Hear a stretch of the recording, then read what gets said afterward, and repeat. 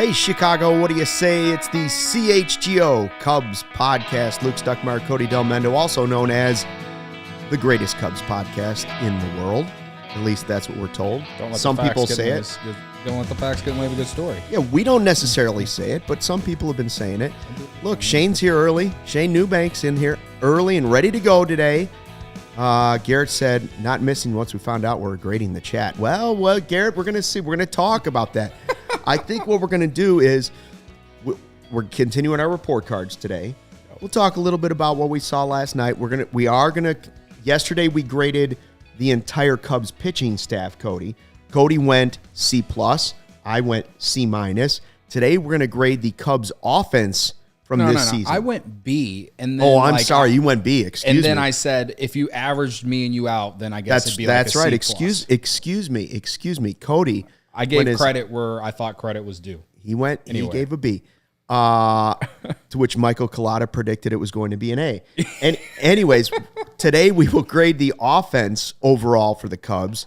How did the Cubs offense do overall as a group? Not just one guy, the whole thing. Yes, sir.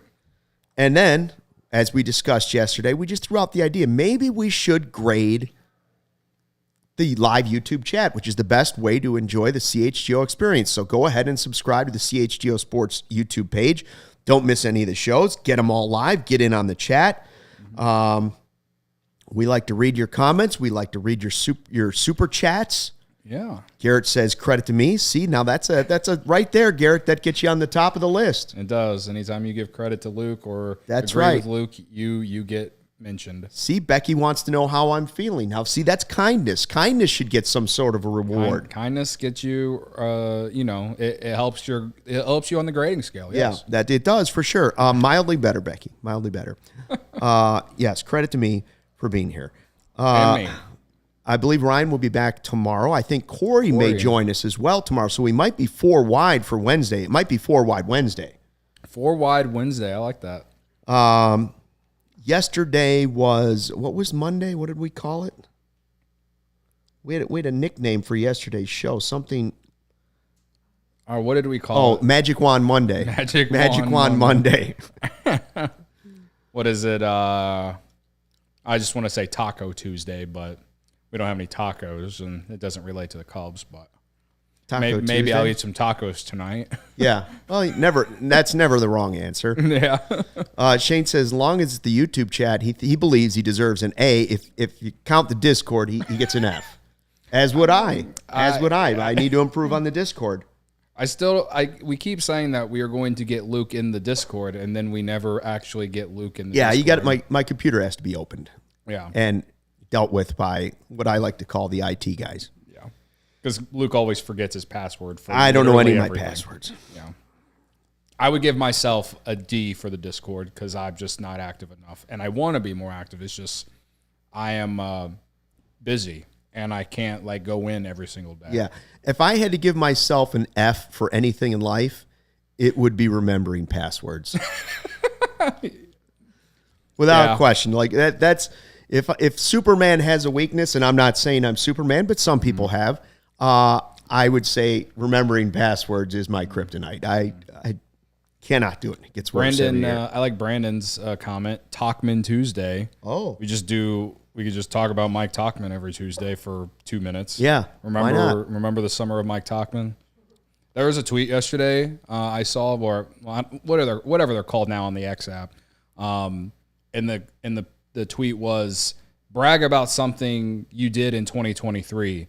And I quote tweeted and said that I manifested the summer of Mike Talkman. So credit to me. That is credit to you. By the way, credit to Chris with the $9.99 super chat. See what I mean? Now, Chris has already stepped up.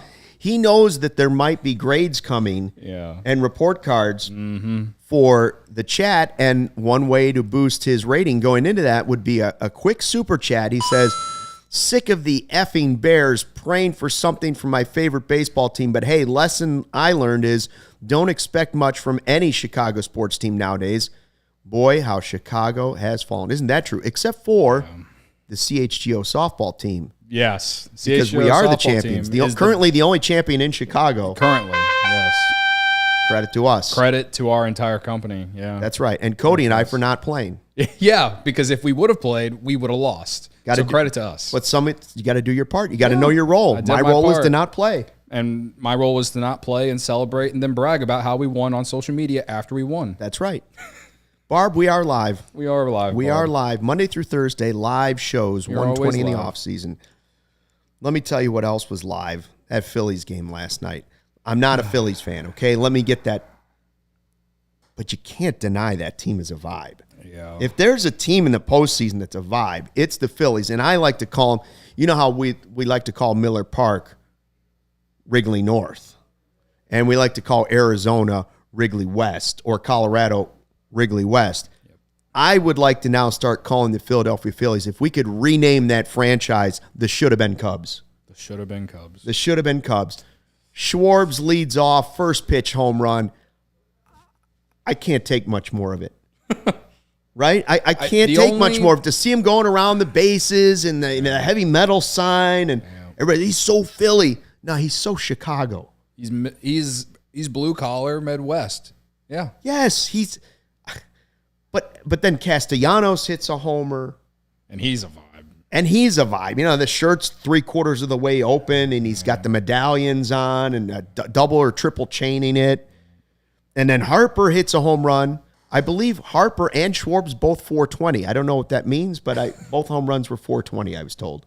Schwarber's, the StatCast numbers on Schwarber's home run, second hardest hit ball, like hardest postseason baseball he's ever hit.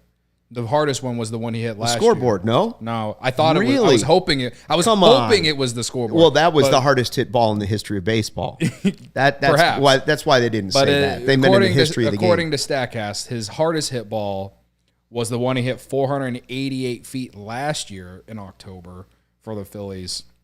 That one was hit 119 miles per hour. Last night's was 117. I don't remember how hard the one that he hit on the scoreboard was. I think it was like 500. I think it was 500. Perhaps. Don't let the facts get in the way of a good story. Craig says, hey, we can at least thank the Phillies for Sandberg. And Barb says also Fergie Jenkins. Yeah. Maybe is that what we're getting? Is this payback for getting Hall of Famer Rhino for nothing, basically? Is this Rhino payback? This is a really shitty payback. Because we also got Dallas Green from there. They missed out on Ryan Sandberg and a Hall of Fame second baseman, but it's not like the Cubs did anything with him outside of 1984. Right. In terms of winning as a team, there's that. This team is going. This team is 3 wins away from back-to-back seasons of going to the World Series. Well, you just watch them, and they have 3 guys that one should have been a Cub, and 2 guys were Cubs. And you watch them and go, why aren't those guys on the Cubs? Yeah. Which will be interesting because all 3 guys are offensive players, right? And we're going to grade the offense today. Well, the thing is, and there's been a lot of discourse about this on the X app or probably anywhere on social media. Probably you did not.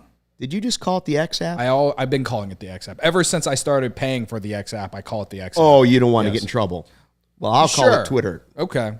Anyway. Okay. There's been a lot of discourse about those 3, and it's Harper for sure. You can't deny that was a massive mistake by the Cubs to not do whatever it took to bring. You had his best friend, his dog's name's Wrigley, and the only reason that he's not a Chicago Cub, in my opinion, and what I will still believe whenever I get buried one day 6 feet under, when my days are done, is that the only reason he is not here is because of Tom Ricketts. That is the only reason that he is not a Chicago Cub. All right. Now, Schwarber and Castellanos, sure. Their last 2 years, Ian Happ and Seiya Suzuki have been more valuable than them in terms of WAR and all that. And let's be real, Schwarber is a all or nothing guy. He is a boomer bust guy. And when the end at the end of the golden era, towards the end of it, that entire lineup was a bunch of boomer bust guys. And they struck out way too much. They couldn't hit with runners in scoring position, all this stuff. But he's still Schwarber. He's still, number one, he is still Schwarber. And number 2, if you had Kyle Schwarber at DH this year, the left-handed power bat that they desperately needed, He would have made this team so much better. I don't care that he struck out 200 times and had a batting average of 197. The dude hits tanks. And what did we talk about a lot all summer about how this team didn't have any power? He could have slid in perfectly at DH this year. Left-handed is the key too. Like I was saying, Morel is a poor man. Right. Schwarber. Yeah, but Schwarber is a left-handed bat, which is more valuable. Right. Now Castellanos, this is my thing about Castellanos. Sure, last year, his first year with Philly, come after getting that 5-year, $100 million deal, wasn't great. No, wasn't great last year. He's had a much better year this year. It's more back to the standards of what we saw with him with the Reds. My thing about Castellanos is you traded for him at the deadline in 2019, and he almost revived you enough to where you actually made the playoffs. But the rest of the teams on the offensive end of the spectrum of the Cubs in 2019 fell apart, and they couldn't score runs in general at the end of that year. But you not only did you let him go, you let him go to the Reds on a 4-year, $64 million deal. Are you telling me that the Chicago Cubs couldn't afford a guy like Nick Castellanos, who at that point wasn't what Nick Castellanos is now, a guy who ended up getting paid a 5-year, $100 million deal? I don't care about how his defense isn't great, blah, blah, blah. That the team's offense was bad at the end of 2019, and it wasn't any better in 2020. And the fact that I honestly wouldn't even be that upset about it if they had just replaced him with someone.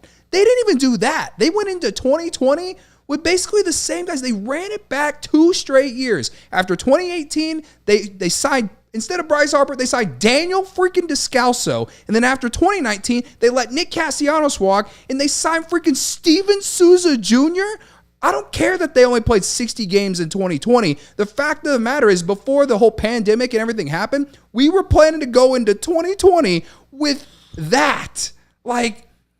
And that's why it's hard for me to blame a lot of the core members on why things didn't work out. This team or this organization did not supplement the roster the best way. And sure, there was a lot of fault on their own for not being able to develop players on the farm to help supplement the roster, but they literally had Nick Castellanos, and they let him go. And you know what? He signed that 4-year, $64 million deal with the Reds, and it had multiple player opt-outs. He opted out from the Reds contract in 2021 and went and got paid more money. So you're telling so realistically, say the team continues to trend down like it did, right? Mm-hmm. They could have traded him and got prospects. That's right, yes. That's the one thing I don't like about not signing guys. As long as you don't give them the no trade clause, there's still chips. It's just so agonizing. I don't care that Ian Happ and Seiya Suzuki have been better than Kyle Schwarber and Nick Castellanos as a whole as players. Both of those dudes quite literally would have made a difference on this year's team, especially Kyle Schwarber. But at the very least, if you are able to trade them for something, you might feel better about it at least. Joe's like, this is an old rant. Man, but you can't watch that game last night without thinking those things again.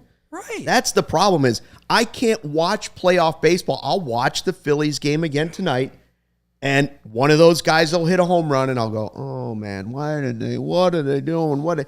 But, all right, so let's look at the other guy that's going to play tonight. This is the could-be Cub. Instead of the shoulda-been Cubs, now it's the could-be Cub. Don't make the mistake again.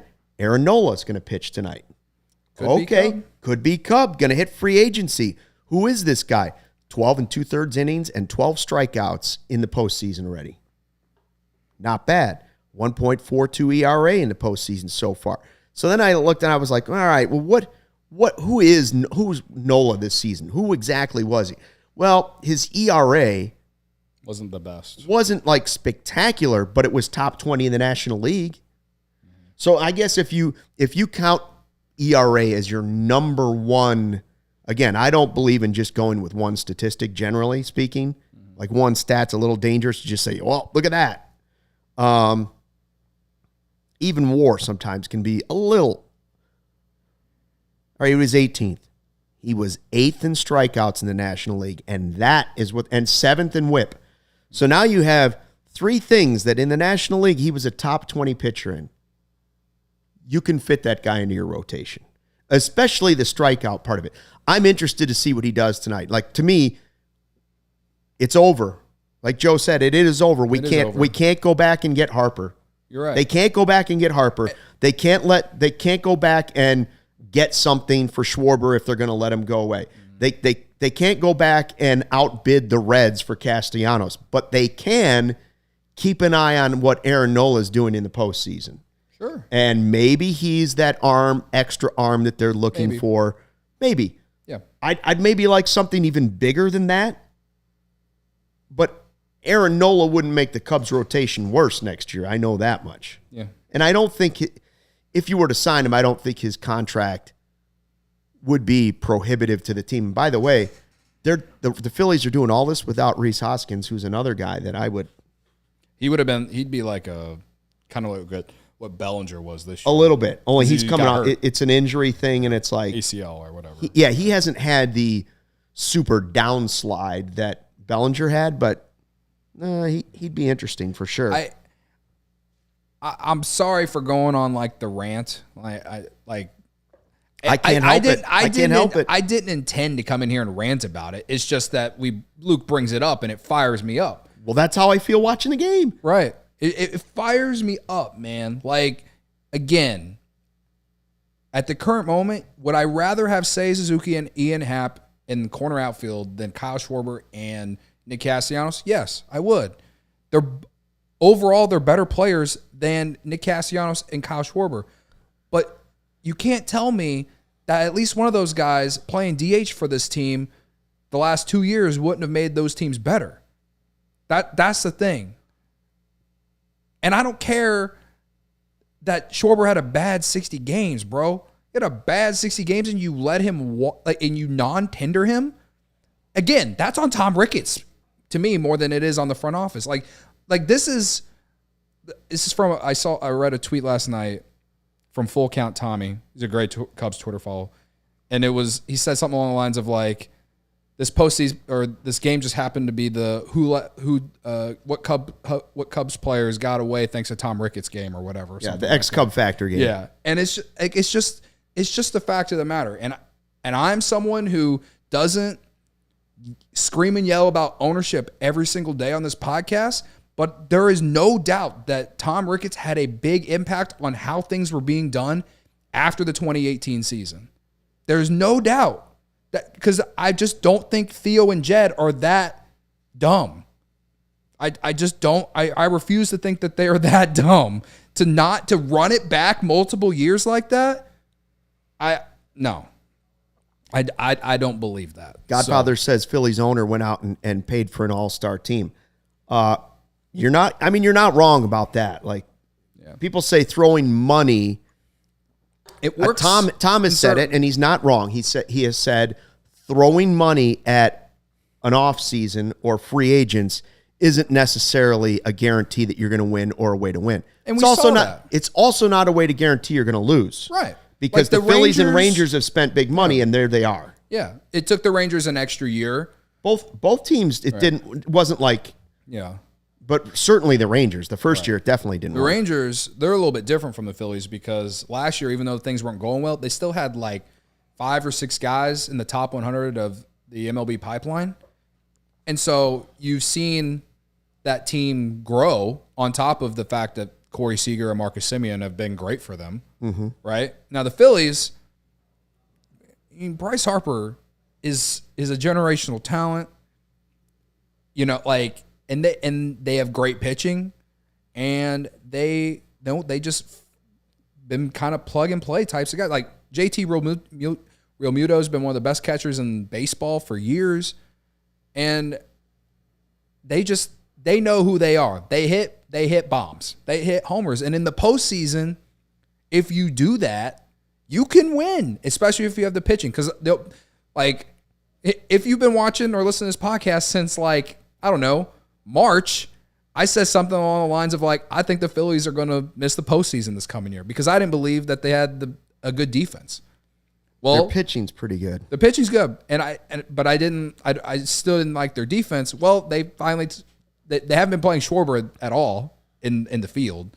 I think Brandon Marsh has been playing out and left, but Like, it's the fact that they get a lot of strikeouts and they hit homers, man. Like, I don't know how else to really explain it. Their bullpen is great. Alvarado has been the most impressive guy I've seen of them. And I don't know how the hell the Phillies fixed Craig Kimbrell, right? Like, he went to the White Sox and sucked, and then he went to the Dodgers and sucked some more, and then the Phillies pick him up. Barb's wanted him back for a long time. Joe's right in the chat. Like, it's not the only way. It's an important way. And we've said it. Like, balance is usually the best way for almost everything in life. Yeah. That's just a fact. You don't want to just spend stupid money, but you also don't want to. You need to spend enough money, especially when you're a team that's bringing in more money than the other teams. It's one of your advantages. You still, obviously, developing your own young players is the way to sustain that success. Yeah. But spending money can help that. Sure. And make those big gaps of we have to rebuild and nothing's happening and we're throwing away years for our fan base. They can help lessen that a little bit. I'll tell you what we need. What we need around here is we need some heroes. There goes my hero. Watch him as he goes. All right? Foo Fighters. That's Foo Fighters. That's my band. I want to tell you about Hero Brand. Bread. Hero Brand bread. Hero Bread. Light, fluffy, great taste. You know what else they make? Tortillas. They brought some in here the other day. It's a new team we're partnering up with. Hero Brand tortillas. Bingo. Wow, are they good.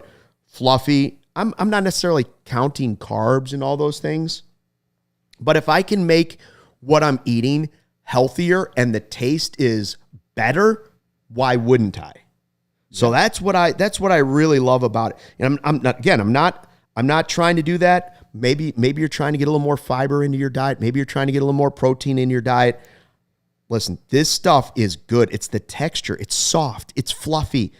It's, dare I say, scrumptious. That's right. Ultra low net carbs. Not a lot of sugar. Here's the discount code for you. First purchase, go ahead and try it. CHGO for 10% off at hero.com. They make sliced breads, buns, and I'm telling you, the tortillas. Available at hero.com and Amazon. Fewer calories with the leading national brand, 5 to 10 grams of protein per serving. Right now, Hero Bread is offering that CHGO family 10% off their first order. Just go to hero.co and use the code CHGO to save on Hero Bread today. That's hero.co, HERO.co to save 10% today. I haven't tried it yet. It's good. I have Amazon Prime, I'm on so board. I might get some because it's going to show up to my house tomorrow. If I do that, I would assume, because that's how Amazon works. But someone's asking if it's gluten-free. I do not believe it is gluten-free. They might have one that's gluten-free. They might have one, but I don't believe, we don't know, in general, that it is gluten-free. It's high fiber, zero sugar, 5 to 10 grams of protein, and more importantly, fluffy and delicious. In less than, and dare I say, scrumptious. I do love me bread. So who doesn't love bread? Speaking of bread, you can get some more bread if you go on to CIRCA Sportsbook. You like that? Yes. Another hero of ours. Yeah. CIRCA is a hero of mine ever since I went to Vegas, or since they took me out to Vegas and asked me to, talk about football there and stand by the pool and stuff. The casino and resort at CIRCA out in Vegas is a must. It's a must do if you're planning a trip to go to Vegas. Like right now is a great time to go to Vegas, or maybe within the next month or two, just because it's going to be so cold here and it's going to be like comfortable there. But one of the reasons that I really love CIRCA is, they strive to be at minus 110 split on the CIRCA Sports menu. Unlike a lot of sports books, like some of them like to be minus 115 or minus 120. CIRCA, it's always minus 110 from all their bets. And I enjoy that because I can place this. I like to use the same unit for every bet that I make, right?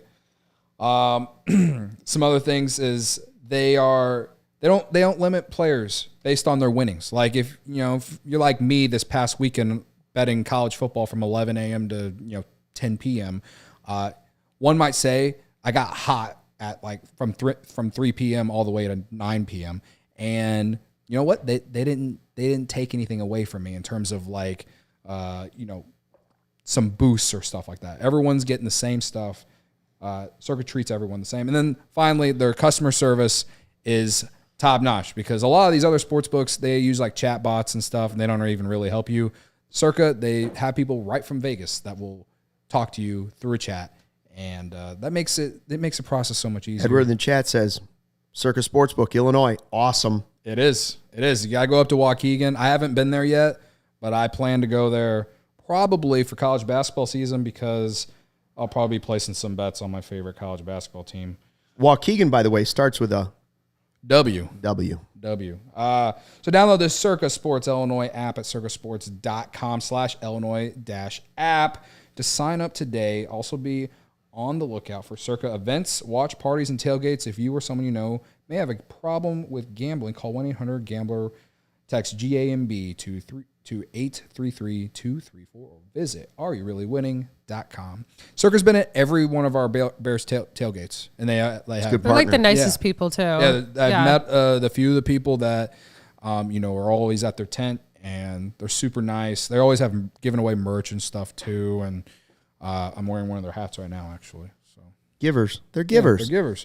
So if there's it's my favorite app these days, and it's okay if you're a taker. Yeah. So they've been very nice to us, and I enjoy it. Them. All right. Make sure you please give us the thumbs up. I see a lot of you are in the live chat. We appreciate all of those. You're spending your 1:20 afternoon time with us. Maybe it's your late lunch. Barb says stay out of the pools. I saw that. Barb said stay out of the pools, but not that pool, Barb. That pool is, you could drink that water. Yes. You could drink that water. Absolutely. Barb also says she made a hard-boiled egg and a waffle. Ooh. That's an interesting combo. Do you have you come off to me as someone who has a waffle maker? I think almost every person that's married has a waffle maker. Uh-huh. It's a popular wedding gift. We do have a waffle maker. I couldn't tell you where it is. Oh. It's one of those gifts that when you get it, at first you're like, gonna use that waffle maker. And it's just a long process. I feel like that's me they're good, but I feel like that'd be me when I get a blender, because I keep telling myself I need to get a blender. I'm not saying waffles aren't great. Yeah. They're great. Although I will tell you, I'm not a waffle and chicken guy. I don't understand. I like a lot of weird combos, and I know in the South it's a big thing, waffles and chicken. I like my fried chicken separately. I don't need a waffle with it. I'm not big on fried chicken in general. So that's why. Really? I like fried chicken, but good fried chicken can change your life. But I'm more about baked, a little baked chicken. Baked chicken's also good. Cut it up, put it in a salad or something. I do like that's the healthy side of me talking. I do like a good waffle, but I also like great pancakes. By the way, if you want the greatest pancakes in the history of the world, it's not some place like IHOP, unless they become a sponsor. It's the Bongo Room. Wicker Park, Milwaukee Avenue. Or in Change your life. Andersonville too, yeah. Yep. Walking distance from where I live. They give you that pretzel-crusted white top. It's like a cream top with caramel across the top of it. And you're like, oh, that sounds too rich. Just get a single. Just get one of them. And tell me it's not one of the greatest things you've ever eaten in your life. This is once again the CHGO food podcast. It's 1:30 and I haven't had lunch yet. All right. Joe's like, I can't believe what I'm hearing. It's the off season, guys, and we have to talk about something, right? Sarah had a peanut butter and jelly and a pear and a Snickers for lunch. That's a hell of a combination. That's what I had. That's what I brought. Although, no, I had one of the Snickers that Jake just brought in the office, but for lunch, I only brought a peanut butter and jelly and a pear. I got you. Mike, Kalada's saying his wife makes the best pizzelles. I don't even know what is that? What's a pizzelle? I was hoping that you knew what those were, but I don't know what's a pizzelle. Kalada, what's a pizzelle? Or is it a pizzelli? It's like a pizza waffle? Oh. Lawrence is going to come in now and tell us all about it. What? Oh, really thin waffles. Ah. The thin waffles. They're all more cookie-like. I've had really thin waffles. Yeah, well, you got to have chocolate chips if you're going to do that. Yeah, they're thin. Oh, almost. So they're sort of like the Swedish pancake version of a waffle.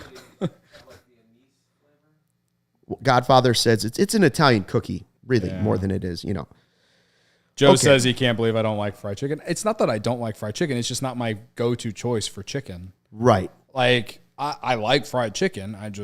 I think everybody says Shaw's. I've never had it. I think it's Shaw's downtown. It's an expensive place, but I've heard their fried chicken is like change your life fried chicken. Like if you don't go there and get the chicken, you're crazy. I'm a Harold's fan. Harold's? Yeah, that's the best fried chicken. I know Dwayne Wade has said that's his favorite place in all of Chicago. Man, as a kid, I used to like myself a little Brown's chicken before it was Brown's chicken and pasta. Anyways, I digress. We can sit here and talk about food for Let's grade hours. the Cubs offense. Let's grade the Cubs offense. Dubs is here. He's here to talk offense and advocate for Sonny Gray to the Cubs. Barb wants us to send Ryan to Manny's Deli. Great place. I could review Manny's Deli if you want to do that. Me and Stuck should just start CHGO Eats. You want to do that? Why not? Take over the 120 time slot. It doesn't have to be a podcast. It can just be me and you going places, and we'll we could call it Stucky Del Ito. Okay. Yeah. Anyways, the Cubs, the Chicago Cubs, which we're here. So again, for. the grades for the pitching staff yesterday. Cody went B, straight B. I did. And I went C-. And I gave you all the reasons why I thought they were below average. Close to average, but below average. Wow. Now, today we're grading the offense, and we've sort of flipped the script a little bit. Cody believes C, so a worse grade than the pitching staff. And I think better than the pitching staff. I gave the offense a B-. Joe's giving the grade F for failing to make the playoffs. Now, is that for everything? Everybody gets an F? Here, this is just the offense. The offense, okay? So, do I think there are flaws in the offense? Well, yeah, they never had a leadoff guy. Except for Tauchman for 2 months. I stand corrected. Tauchman Credit being to me for inserted admitting I into was the wrong. leadoff spot changed things from mid-June until mid-August. You're right. When he saved the season He did save for a the while. season. Somewhat, yeah. All right, so tell me why you believe, A, the offense was not as good as the pitching staff was this year. If you're just going by a grade, a letter grade. Okay. Well, it's based off, if you listen to yesterday's show, I said, the pitching staff, for me, outperformed my expectations for the entire season. I know September was tough in terms of the bullpen, but overall, once they figured out the roles in the bullpen, it was better from June on, and starting pitching really carried the team all season, right? Even Marcus Stroman, if he doesn't get hurt, who knows where the team is right now. But the offense, they were just so, there was no middle ground. They were either hot or absolutely unbearable to watch, right? April, the offense was great. They somehow, some way were getting contributions out of Eric Hosmer for the first two and a half weeks of the season. And then that died, and we're sitting at the beginning of May clamoring for Christopher Morel and Matt Mervis. The month of May, the entire offense was awful as a whole.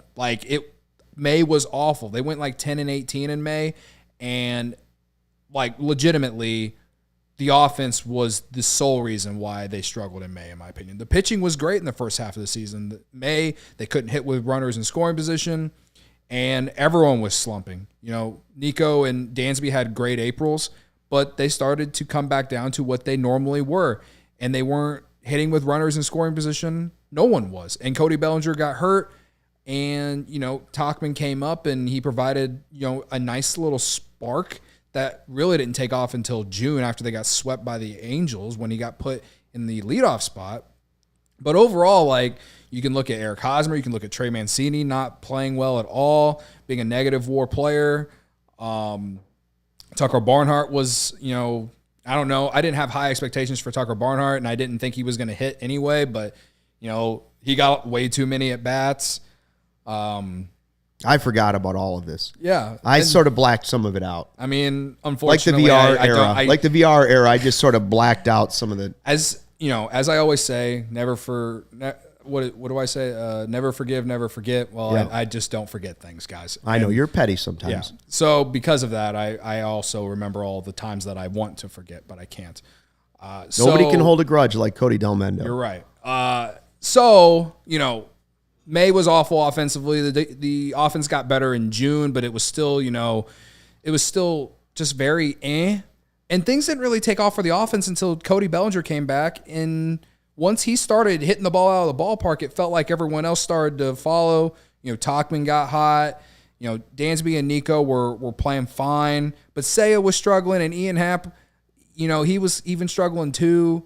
As in a grand scheme, this offense was just hot and cold. Like I said at the beginning, there was no consistency at all from this offense all season, and that's why I can only give it a C.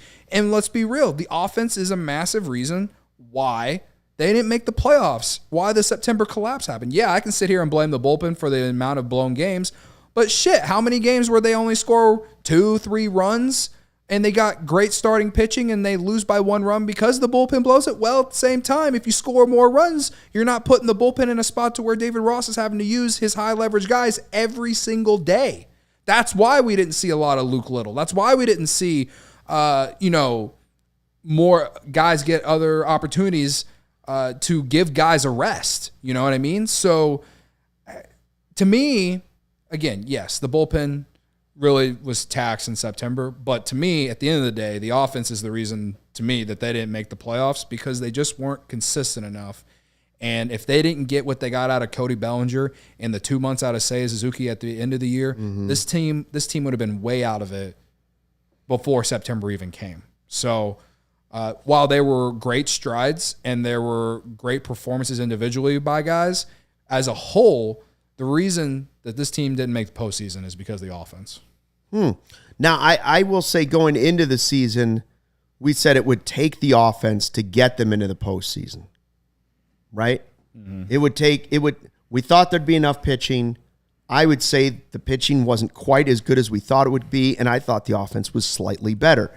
Now, great minds think alike, okay? So I gave him a B-. I threw it out on Twitter before the show, and the great Mark Shanowski, one of the greatest sportscasters in the history of Chicago, a good friend of mine, he also gave him a B-. He says to me on Twitter, Cubs, this is something to consider when I give you all these other numbers that I dug up. And Mark's right, as he always is. Cubs were near the top of Major League Baseball in games scoring 10 or more runs, which skews their overall offensive numbers. That is true. Yep. They had some huge number games, and then they had, he says, too much all or nothing hitting, which led to their roller coaster season. You got to re-sign Bellinger and add another middle of the order bat. Yep. So we're saying, right? Like that's why the run I say signing Bellinger. High. If you sign Bellinger, you're just spinning your wheels in the mud. That doesn't mean you don't want to re-sign Cody Bellinger. It means you need to re-sign Cody Bellinger and then add on more. Yeah. Bellinger and Juan Soto, you've improved your offense. Yeah. Bellinger and Shohei, you've improved your offense. Yeah. So and my C grade isn't to put down certain guys. It's just as a whole, how many times, like Luke just said, we see the team put up 10 runs, but then the next day put up 2. It does skew these numbers a little bit. So here are the numbers I had, which some surprised me, and others were not totally crazy. I don't think. The Cubs were 6th in Major League Baseball in runs scored. So that's what Mark Shanowski's talking about. They scored a ton of runs. The problem was they didn't save some of those for the next day sometimes. They were scoring 20 in a game and then the next day 0. Mm-hmm. Right? They're the only team in the top of all the teams in Major League Baseball. I just said the Cubs were 6th overall in runs scored. They're the only team ranked in the top 7 in runs scored this year in baseball that didn't make the playoffs. That's why you can tell me pitching wins, but so does hitting. Right? Like the 2016 Cubs weren't just the big bats that everybody said, they're going all bats.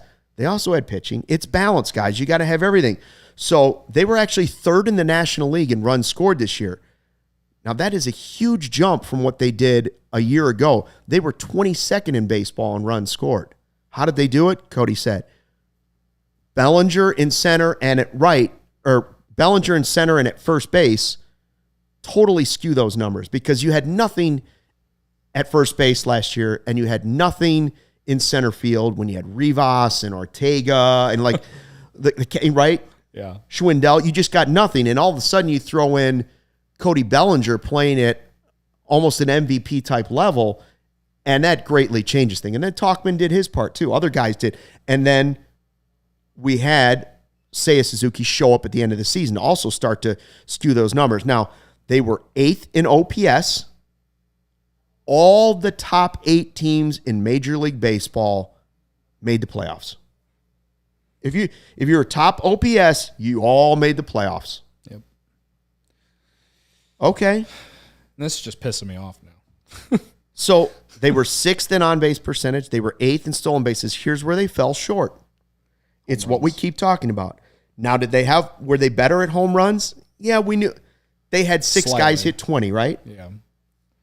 They didn't have the big bopper. So that's why you hear the Pete Alonso things. But they were 15th in home runs. The year before, they were 17th in home runs. They're not getting enough home runs. They're getting enough swing and miss, but they're not getting enough home runs to go with it. So 15th in home runs, 11th in batting average, 11th in slug. There's places to improve. I don't know if that means Pete Alonso. I don't know if that means you have to make Morel an everyday player, even though he doesn't have a position. I don't know, but that's the answer they've got to come up with. That's the answer they've got to come up with. Do they have to? I don't know if they can find Christopher Morel a position. I don't know. I don't know if he could play third base. I don't know if he can cut down on the strikeouts. Is he all swing and miss? Listen, he has power. He has raw power. There's no way you can deny that. But just running back Morel out there and expecting him to hit 40 home runs and change your offense next year and think Mervis is going to come up and play first base, don't bury your head in the sand. This team needs to go spend money in the offseason, and yeah, they probably need to use at least some of their poker chips in those prospects to go get something else. Whether that's a frontline pitcher, another frontline pitcher, or another bat, they've got to do both this offseason. There's got to be more adding, just as much or more as there was last offseason. Yeah, I agree. All the stats you said, like OPS, runs scored, stolen bases, on base was just great, but not seeing that the home run difference is only 2 spots different than 2022 is all you need to tell me to then bring me back to like, okay, this is why things didn't work out. Like, again, Bellinger, like the month of July, or was it the month of August, didn't Bellinger hit like 400? Like, it was unreal. You had some real hot streaks that you had a Morel hot streak that changed things. You had a Seiya hot streak that changed things. You had Patrick Wisdom's April that greatly changed your home run total. Right. And because it was like faucet on, screaming hot, and then ice cold gone. Yeah. And I understand baseball can be like that. And the thing is that when guys like when Cody Bellinger cools off and isn't hitting 400 for an entire month anymore, that's not, he was still hitting. He just wasn't hitting a home run every other freaking day. But you need other guys to step up. You know, Dansby, I'm a defender and I'm going to stick up for him all offseason. I still think it was the right decision to sign him. But yeah, he struggled offensively in September and most of August. Him not hitting at the end of the year was a big reason why they didn't make the playoffs. You know, the fact that you didn't really have a third baseman and you were using a combination of Nick Madrigal, Pat Wisdom, Miles Mastrobuoni, and Candelario all throughout the entire year, and even Candelario didn't perform at the way that he did with Washington in the first half of the year. Like, he was fine. He had some nice games, but he came over here and he didn't really do much either. Like, it brings it back to like what Luke just said. They gotta dive into that prospect pool and show some guts, Jed. You gotta make the team. Like, and the thing is like, I like what they have. They have a nice nucleus. They have some nice players. It's not 2022 where it's like you have no good baseball players. They have some good baseball players. They do. They have a core, right? Like that they would like to call but it. They need to take not that the next core step. of 2016, Right? But a core of Dansby and Nico and Happ and Suzuki. Those are your 4 everyday players. Yeah. Is it a perfect core? Like is it the Braves core? No, but if you add some big name players via trade and via free agency, you add 2 big names to that group, and all of a sudden you don't worry about the fact that Nico doesn't have the power at second base. You don't worry as much about not having a big thumper in left field, right? Because if you add Soto at DH, it changes things greatly. If you add Shohei at DH, it changes things greatly. Right. And I guess, to add to like the good, I mean, and it only frustrates me even more, but you got a great season out of Yan Gomes at catcher. Yeah, I feel like you wasted it. And you didn't make the playoffs with him having a 95 weighted runs created plus. All this is done is just make Tauchman and Gomes. Yes. Really good seasons. It's just like, and that's why I can give it. That's why I give it a C at best. That's why I give it a C at best. And I didn't go lower than a C because yes, we didn't know what we were gonna get out of Bellinger, and he was in. He's gonna get some MVP votes probably, right? And like Seiya, he played well the last couple months. He's showing a lot of promise. Ian Happ, no matter how much the chat complains about him hitting third, he had the exact same season he did this year as he did last year. Almost identical. And Nico and Dansby up the middle, for those positions, they played well enough to where this team should have been in October. They should have been, and they only have themselves to blame for not. And that's why they need to add to this. That's why they got to re-sign Bellinger, and they need to add to it. And if they don't, I am going to be irrationally angry. And it might not even be irrationally, but I will be angry, as should everyone else, if they do not, if they decide that they want to give the young guys a chance, these unproven prospects, then we are the Cincinnati Reds that play in Chicago. Like, that's the way I feel about it. They put their big boy pants on, spend some money because you got an owner who has plenty of money, is charging $12 beers at Wrigley Field, has Disneyland surrounded by the ballpark, and put a real contender out there. We have sat and been patient as they rebuilt the farm system and done this and that. But it is time to make this team a real contender and not make me have to sit here on opening day next year and say, well, if this guy does this and this and this, they might get in, and I will talk myself into 88 wins again. I don't want to do that. Add good players, add Goose Island to your refrigerator. 2 things you should probably be doing anytime. Absolutely. I'm going to need some Goose Island after the show. Goose Island is the official beer of CHGO, Chicago's beer since 1988. They got the beer roster. Right now, it's October, so the Oktoberfest is the move. It's absolutely the move. It is the time. You got the Beer Hug family. Tropical One's my favorite, 9.9%. That hits different on a Saturday afternoon while you're watching college football. That's all I can say. The 312 is one of my favorites. Obviously, it's the most well-known one. And then the Full Pocket Pilsner's the best one to chug out of the beer bat after Cubs wins. They are always at our events. We got another Bears tailgate this weekend, right? Against the Raiders. It's the Raiders. Oh, right? Yeah, right. Yeah. It's up again. Yeah, we got another tailgate this weekend. It's going to be Tyson Bagent probably versus Brian Hoyer. Please stop calling sports radio and calling him Badgent. It's embarrassing. Yeah, forget about the game. Just come hang out at the tailgate. It's going to be a good time. 55 sunny, no clouds on Sunday. That is like tailgate heaven. It's tailgate heaven, baby. Hoodies. Hell yeah, absolutely. And the main reason, again, we have all the Goose Island there. It's 2 like metal tubs full of them, all right? Ice cold. So come enjoy, hang out with the CHGO family. So grab Ultra Fresh brewery exclusive beers at Goose Island's original brew house on Clybourne Avenue in Lincoln Park, or from their tap room on Fulton Street in Westtown. Goose Island Beer Company, Chicago's beer. Are you in the market for a new vehicle? If you are, then we have some great news for you. Ray Chrysler Dodge Jeep and Ram in Fox Lake has just joined the CHGO team. At Ray CDJR, you're always able to shop one of Chicagoland's largest inventories and find unforgettable savings.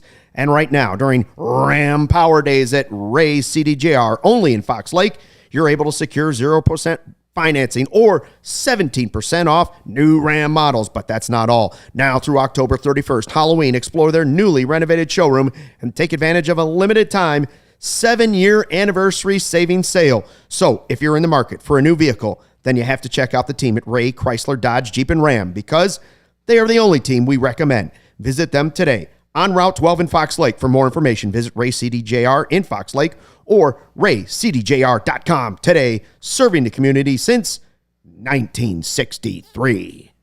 I almost got through it. I screwed up the 0% financing part. There's nothing like these ads that Stuck does that gets me fired up, but I'm already fired up thanks to Stuck bringing up all the things that give me pain. Phillies lineup. Not spending. The Cubs offense and the lack of spending. Tom, if you listen to our show, man, like I do not shit on you every single day, but this is one where I've definitely shit on you a lot. But I'm just asking you to just care a little bit more this winter. That's what I'm asking. And don't forget, Ray Chrysler Dodge Jeep and Ram in Fox Lake. In Fox Lake. Good people, good partner. I've seen Adam Hogue rolling around in a Jeep Grand Cherokee. Ooh. Yeah, somebody went to Ray CDJR. My car is almost paid off, and maybe I'll be heading out there. Maybe it's time to upgrade. Get a little trade-in value. Trade-in value very high right now. Yeah. I do love my Mitsubishi Lancer, but I could always get a Jeep. I've always wanted a Jeep. Yeah, that's where you want to go. All right, so finally, before we go, we did think about, we've been grading. We now have graded the offense and the pitching staff. We got to the most important part of the show. Tomorrow we'll probably start to go more individual grades. We'll start to give like individual players, coaches, that type of thing, grades. Yep. The report cards continue to come out. But the idea has been thrown around. Should we start grading the chat? Should the chat get a grade? And the only danger I said is then they're going to grade us. Then they will grade us. They will grade us. But sometimes they grade us anyways during the live show. They do. They will tell us when we're right and when we're wrong. And they will definitely tell us if we look good or not. That's right. Sometimes they're not nice, which I think should be the foundation of one of the criteria for grading this. So here's what I think.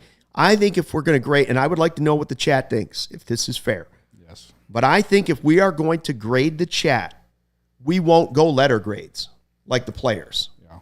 We're going to mix it up, and we're going to go, are you a 5-star fan? Are you a 4-star fan? 3-star, 2-star, 1-star? And simply, you let us know. This is what I think you should be graded on. Yeah.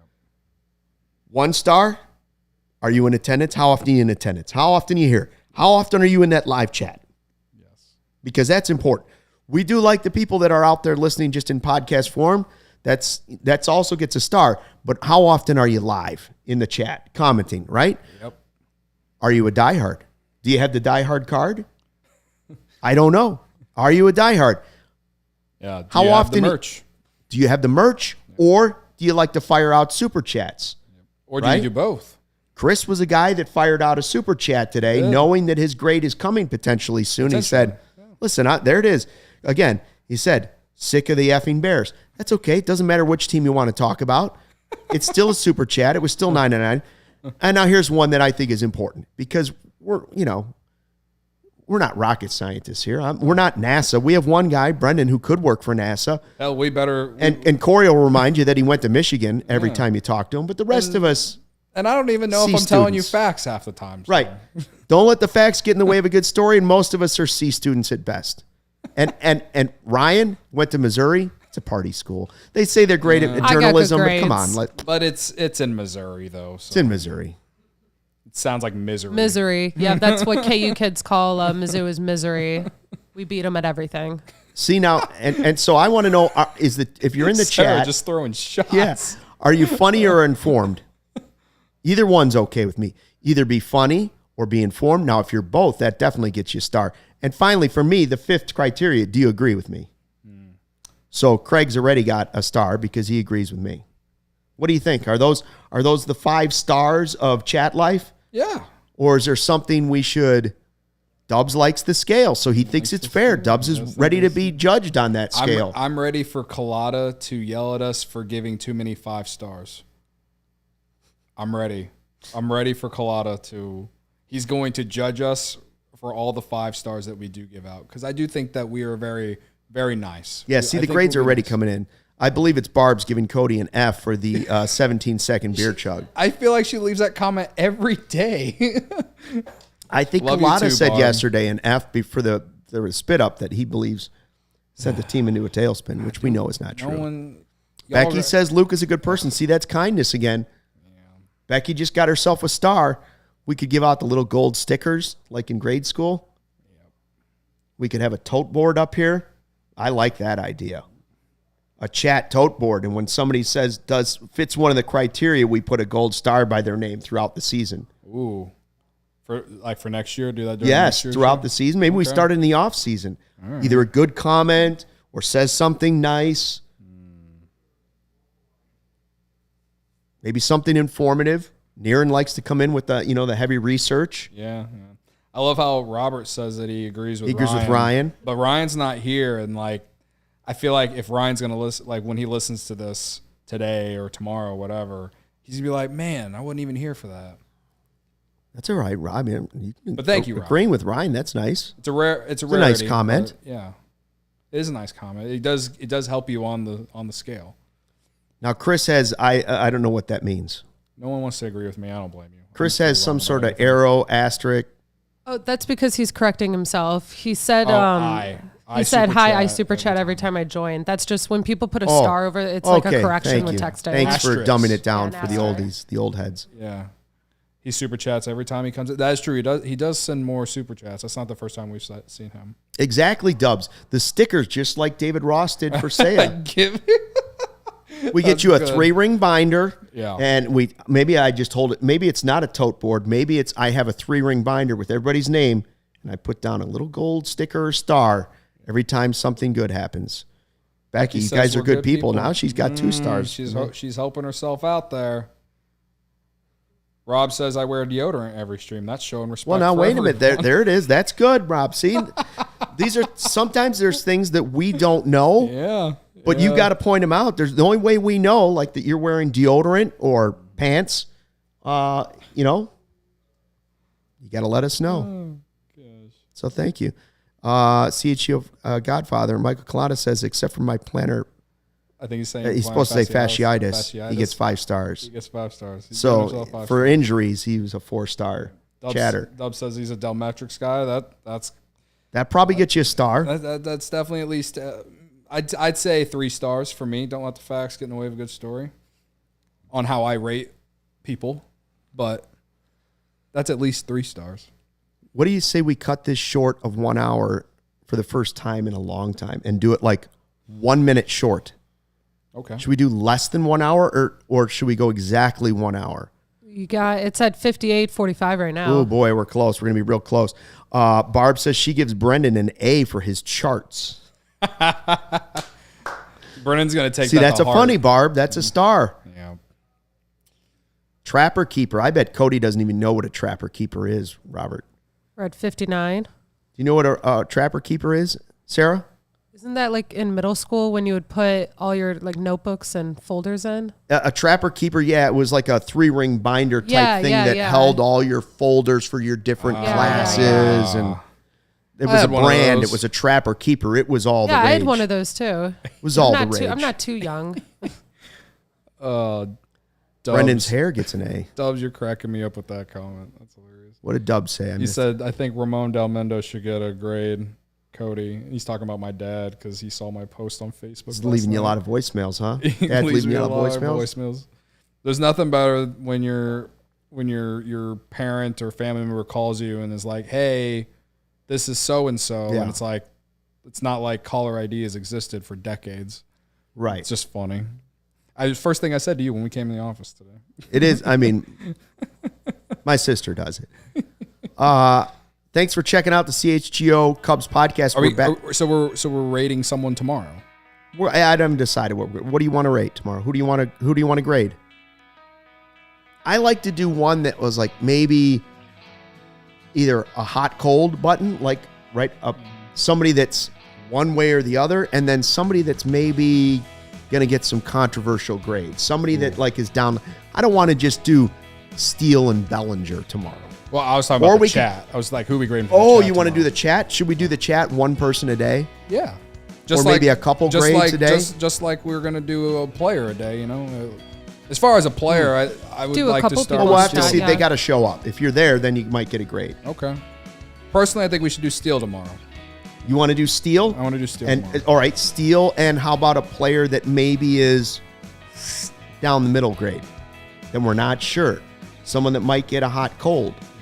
Madrigal's a guy that might get a hot cold. Morel's a guy that might get a hot cold. Tyone is a guy that might get a hot cold.